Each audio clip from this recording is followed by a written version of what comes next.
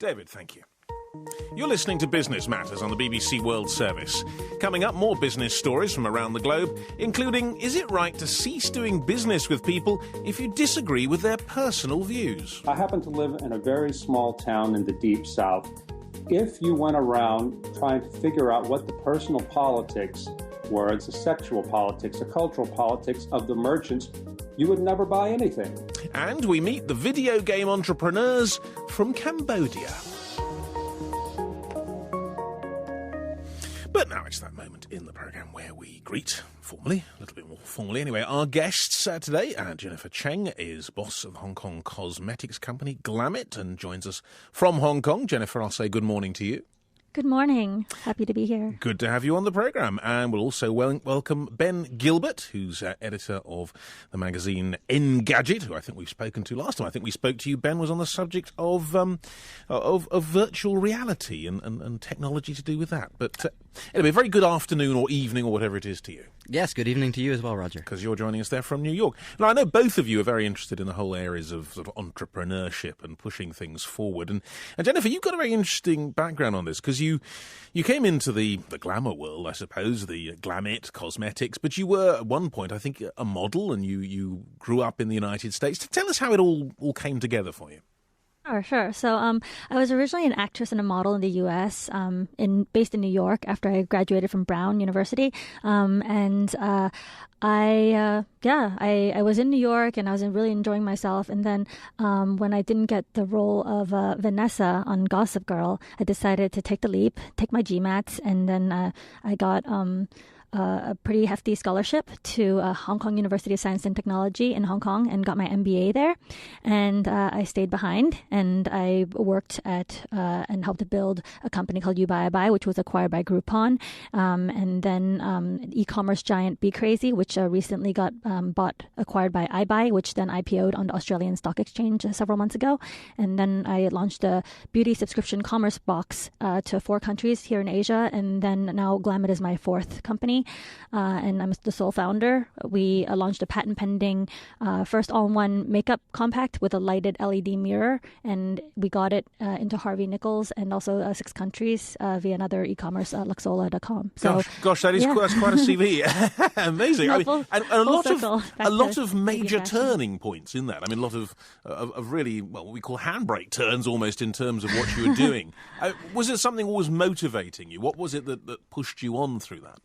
Well, my sort of vision, ever since I've been in the entertainment industry and then coming back out, was to try to empower women. Because I noticed even when I left sort of the being in front of the camera, that people would still judge me based on my appearance and looks first, even when I crossed over into the business world, even when I was getting my MBA.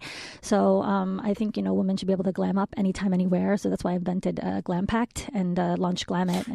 But forgive me, isn't that in a way going against the situation? Because what you're saying is that people always judge women in that kind of way. Aren't you really facilitating that? You're actually almost encouraging it by providing that kind of thing. Well, no, I think I want to empower women with a set of tools that allow them to put their best face forward, so to speak, at any point. Like whether you're, a busy executive in the boardroom or whether you are running around getting groceries. I think women are entitled to feel good about themselves wherever they are. So I'm not saying that, you have to, look perfect all the time. I'm saying that you should have your toolkit with you, and you don't have to have a makeup disaster with your makeup spilling out everywhere with a makeup bag and all cluttered. And I think for women, as well as a lot of the young generation, we're time poor. We have disposable income, but we don't have enough time in a day. So this allows us to, glam up in a few minutes or less. Well, Ben, I'm sure you don't. Well, perhaps you do glam up. I don't know.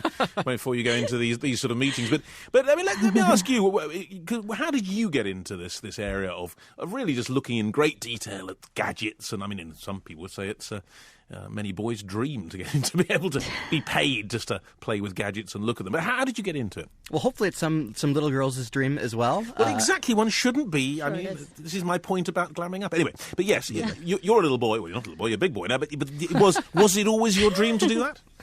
It was definitely always my dream to write about the kind of stuff that I'm passionate about, whether that's food or technology or politics or economics or whatever else. I am personally very interested in the world of video games and how that pushes technology forward. And so that's been a lot of my focus, has been not just focusing on the kind of annual releases, the big Maddens and Call of Duties, but on the kind of stuff that pushes the medium forward and also pushes the technology around that forward. Yeah, well, indeed, and we're going to get on to video games very specifically. Sure. In fact, in a little bit, the second half of the program, and particularly something which we've discovered in Southeast Asia about all that. But again, that sounds like someone who as a teenager really enjoyed playing these video games and suddenly found a way of getting someone to pay them to play with it. I mean, is it that kind of living the dream for you?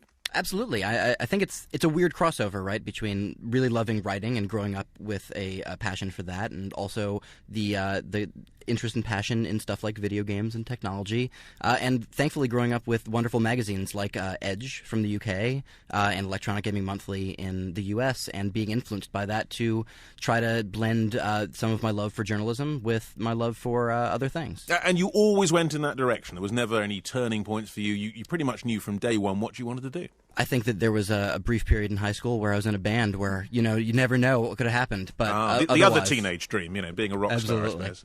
Exactly that.